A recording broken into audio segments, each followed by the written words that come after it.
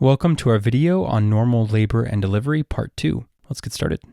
Here is our overview slide. We'll be discussing the stages of labor, the Bishop score, cardinal movements of labor, and intrapartum anesthesia. Let's start with stages of labor. Labor is the onset of regular, strong uterine contractions with cervical changes. Cervical changes include dilation, effacement, and softening. The presence of cervical changes is essential to say that a pregnant woman has entered labor. We need to compare and contrast true labor with Braxton-Hicks contractions. Braxton-Hicks contractions are irregular, weak contractions without cervical changes. Therefore, it's not true labor. Before we start talking about the actual stages of labor, let's discuss cervical effacement and softening. Cervical effacement is the cervical thinning that is expressed in percentage. For example, 70% effacement means that the cervical thickness has decreased by 70%. Cervical softening, on the other hand, denotes a change in cervical consistency. The firm cervix has a consistency similar to a nose. Medium cervix is characterized by a consistency of the lips. And finally, a soft cervix has a consistency of butter. Here we see progressive cervical dilation and effacement. Please take note at how the cervix thins and dilates. The first stage of labor lasts from the onset of uterine contractions to full cervical dilation at 10 centimeters. The first stage itself is divided into two phases. The latent phase lasts from the onset of uterine contractions to cervical dilation at 6 centimeters. It lasts approximately 10 to 12 hours in nulliparous women and 6 to 8 hours in multiparous women. On the other hand, an active phase lasts from cervical dilation at 6 centimeters all the way to 10 centimeters. It lasts on average from 4 to 6 hours in nulliparous patients and 2 to 3 hours in multiparous patients.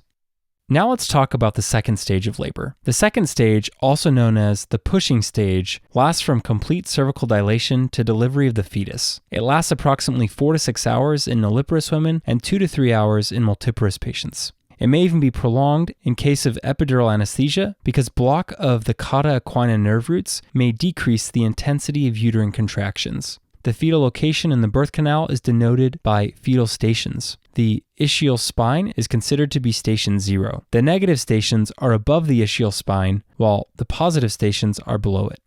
Here we have an illustration showing fetal stations. -3, -2, and -1 are above the ischial spine, while the +1, +2, and +3 stations are below the ischial spine.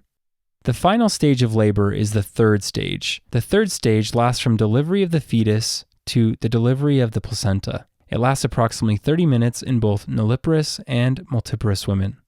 All right, let's try a question. A 29-year-old G3P2 woman comes to the physician at 35 weeks of gestation reporting uterine contractions for the past day. Her contractions are mild to moderate and they occur irregularly.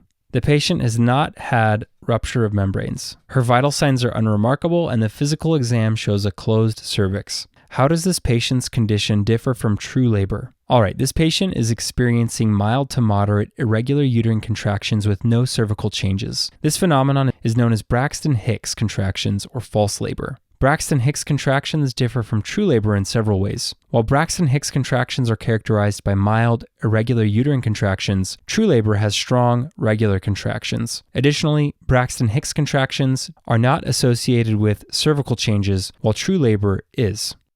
All right, now that we've discussed the stages of labor, let's move on to the Bishop score. The Bishop score assesses whether the cervix is favorable for vaginal birth. 5 criteria are assessed independently: cervical effacement, dilation, consistency, position, and fetal station. Cervical effacement, dilation, and fetal station are scored from 0 to 3 points, while cervical consistency and position are scored from 0 to 2 points. Let's discuss how each criterion of the Bishop score is assessed individually. If the cervix is closed, the patient gets 0 points. If it's 1 to 2 centimeters dilated, then the patient gets 1 point. If, on the other hand, cervical dilation reaches 3 to 4 centimeters, it's worth 2 points. Finally, cervical dilation of at least 5 to 6 centimeters is worth 3 points. Moving on, let's talk about the cervical position. Posterior cervix is worth 0 points. Middle cervix is worth 1 point, and the anterior cervix is worth 2 points. As for cervical consistency, a firm cervix is rated at 0 points, a medium cervix is worth 1 point, and a soft cervix is worth 2 points. With regards to cervical effacement, 0 to 30% effacement is worth 0 points. In contrast, 40 to 50% effacement is worth 1 point, and 60 to 70% effacement is worth 2 points. Finally, cervical effacement of at least 80% is worth 3 points. The last criterion of the Bishop score is the fetal station. A fetal station of -3 is rated at 0 points, a station of -2 at 1 point, and the stations of either -1 or 0 are rated at 2 points. Finally, fetal stations of 1+ or 2+ are rated at 3 points. The maximal Bishop score is 13, while the minimum score is 0. A score of less than or equal to 5 indicates an unfavorable cervix for spontaneous vaginal delivery, and induction of labor is likely needed. A score of 6 to 7 is equivocal, and the need for induction should be based on clinical judgment. Finally, a score of greater than or equal to 8 suggests a favorable cervix, and induction is likely not needed. All right, let's try another question. A 25-year-old G1P0 woman at 39 weeks of gestation is brought to the physician after her water broke. She is feeling strong, regular uterine contractions. The physical exam shows a soft anterior cervix dilated at 3 centimeters and effaced at 60%. The fetal station is -3. What is the correct interpretation of this patient's Bishop score? All right, this patient reports that her water broke, indicating rupture of membranes, and she says that she's feeling strong, regular uterine contractions.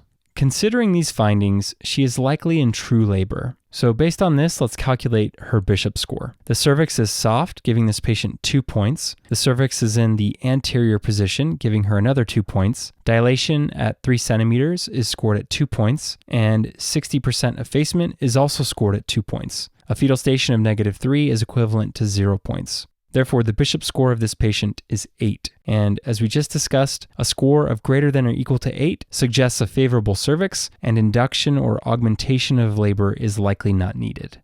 Okay, now let's discuss the cardinal movements of labor. The cardinal movements of labor are performed by the fetus in stage 2 of labor. Let's discuss them along with an illustration on the next slide.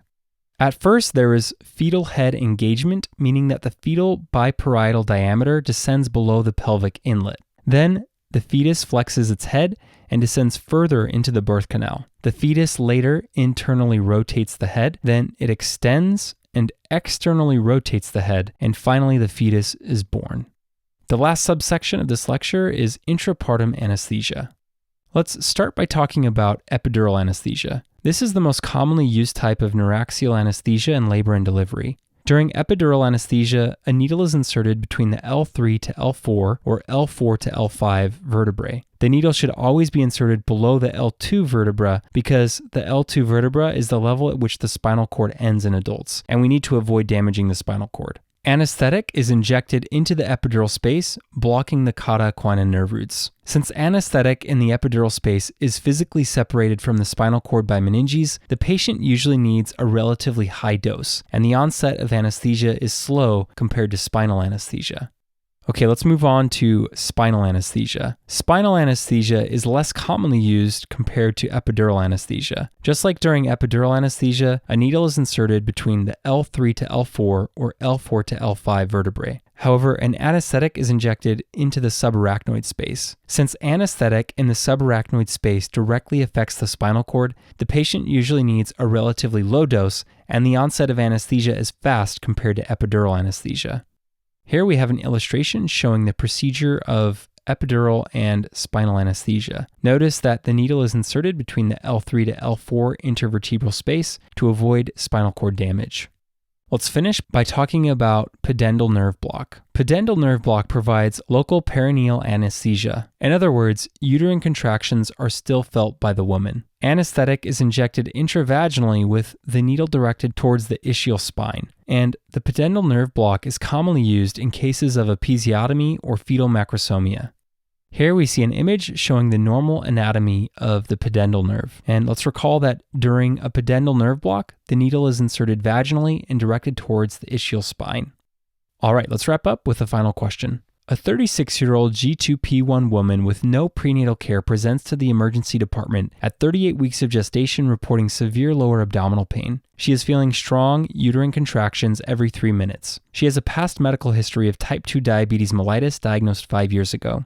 Her pre-pregnancy BMI was 28. Her vital signs include a temperature of 36 degrees Celsius, a blood pressure of 110/80 millimeters of mercury, a heart rate of 110 beats per minute, and a respiratory rate of 17 breaths per minute. Several hours after normal labor progression, the fetal station is +2. However, the fetus does not progress further, and it is considered to be macrosomic. Episiotomy is planned to widen the birth canal. Which of the following anatomical landmarks should be used for proper local anesthesia of this patient before episiotomy? A. Ischial spine, B. Ischial tuberosity, C. Pubic ramus, or D. Coccyx. All right, this patient with no prenatal care and a past medical history of type 2 diabetes mellitus and a high pre-pregnancy BMI presents an active labor. Although the fetal station is +2 several hours after normal labor progression, the fetus does not progress down further. It's considered to be macrosomic, and an episiotomy is planned to widen the birth canal. As we discussed on one of the previous slides, a pudendal nerve block is commonly administered before episiotomy. During a pudendal nerve block, the needle should be facing the ischial spine to ensure a proper nerve block. Therefore, the correct answer is option A, the ischial spine. Here's the slide reminding us of the characteristics of a pudendal nerve block. Now let's discuss why the other options are incorrect. Options B, C, and D are incorrect because although they are all part of the pelvic girdle, they are not the closest anatomical landmarks to the pudendal nerve. In order to ensure proper anesthesia, we should direct the needle towards the closest anatomical landmark, which is the ischial spine. So again, the correct answer is A, and that concludes this section.